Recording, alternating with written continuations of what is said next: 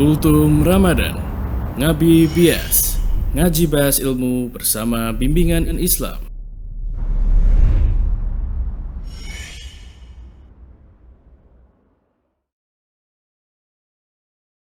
Bismillah, alhamdulillah, wassalatu wassalamu ala rasulillah wa ala alihi wa ashabihi wa man tabi'ahum bi ihsanin ila yaumil qiyamah, amma ba'd. Sahabat Bias TV rahimani wa rahimakumullah. Pada kesempatan kali ini kita akan membahas tentang zakat mal. Pada pembahasan zakat mal kita akan menyampaikan 5 poin. Yang pertama adalah kata zakat dalam Al-Quran itu yang dimaksud adalah zakat mal, bukan zakat fitrah. Contohnya adalah firman Allah Ta'ala, wa aqimus shalah wa atuz zakah, tunaikanlah salat dan tunaikanlah zakat. Maka yang dimaksud adalah zakat mal, bukan zakat fitrah.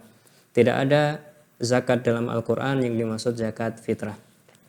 Kemudian yang kedua, bahwa zakat mal merupakan kewajiban kaum muslimin. Dalilnya adalah firman Allah Ta'ala, wa aqimus shalah wa atuz zakah, dirikanlah salat dan tunaikanlah zakat. Nabi SAW juga bersabda, bunyal islamu ala khamsin, Islam itu dibangun atas 5 perkara. Di antara salah satu yang disebutkan oleh Nabi SAW adalah wa ita az-zakah, menunaikan zakat. Dan sekali lagi yang dimaksud dalam hadis ini adalah zakat mal, bukan zakat fitrah. Kaum muslimin juga telah bersepakat bahwa zakat mal merupakan kewajiban. Apabila ada orang yang mengingkari kewajiban zakat mal ini, maka dia terancam dengan kekafiran, keluar dari agama Islam. Kalau ada orang yang mengurangi hak dalam mengeluarkan zakat malnya, maka dia termasuk orang yang zalim.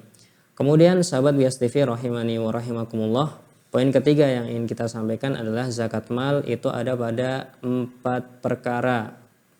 Yang pertama itu adalah pada pertanian yang berupa biji-bijian atau buah-buahan yang bisa disimpan. Contohnya apa? Misalkan padi, jagung, kedelai, sagu dan semisalnya. Nah, ini wajib dizakati dengan dalilnya adalah wa atu haqqahu yauma hasadih, berikanlah zakatnya pada hari dipanennya. Maka ketika panen kita keluarkan zakatnya apabila telah mencapai nisab. Dan nisab zakat pertanian itu adalah 612 kg sebagaimana yang disebutkan oleh Syekh Utsaimin. Yang mana 612 gram ini adalah berat bersih, bukan berat kotor.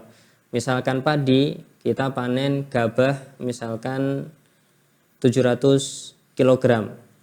Kemudian diperkirakan ini kalau sudah jadi beras hanya akan menjadi 500 kg, maka gabah yang jumlahnya 700 kg tadi tidak wajib dizakati, begitu.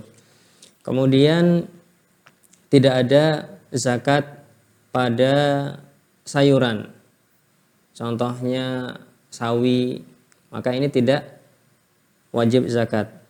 Berdasarkan perkataan Umar bin Khattab radhiyallahu taala anhu, laisa fil khudrawati shadaqatun, tidak ada zakat pada sayur mayur. Kemudian yang kedua dari hal yang perlu dizakati itu adalah zakat peternakan.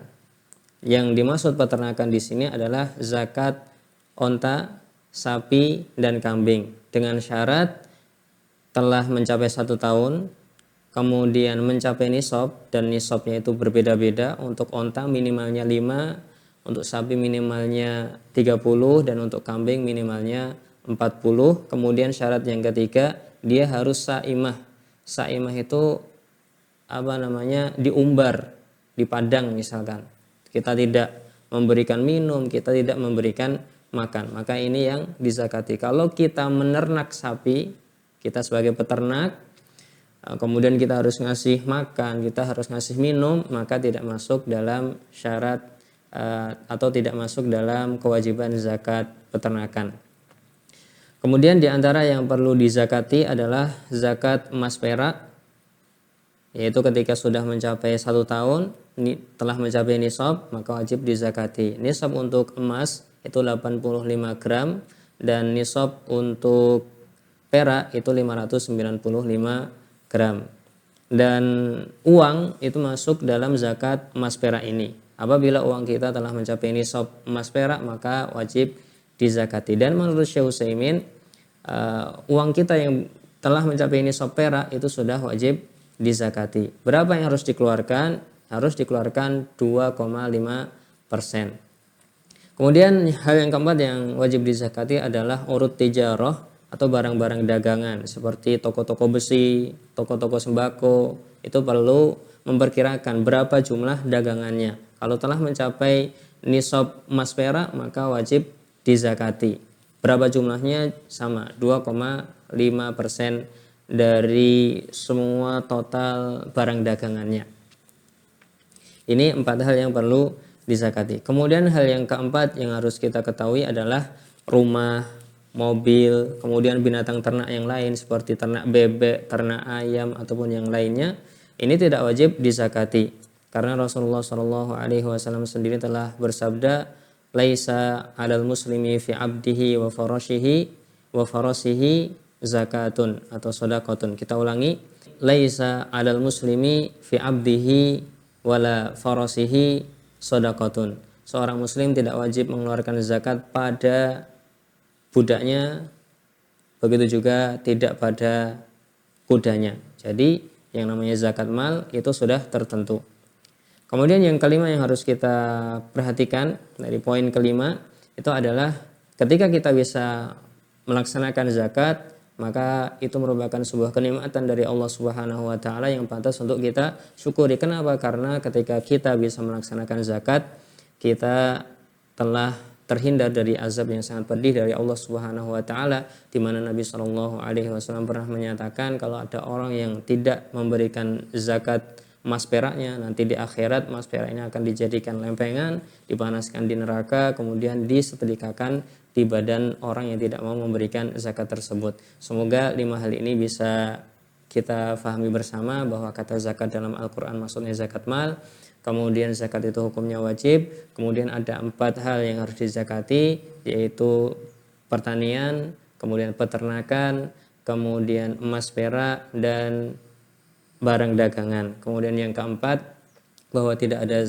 zakat pada hal-hal selain itu, misalkan rumah, mobil, dan lain sebagainya. Semoga pembahasan ini bermanfaat. Wallahu ta'ala a'lam bishawab. Wa sallallahu ala nabiyyina Muhammad.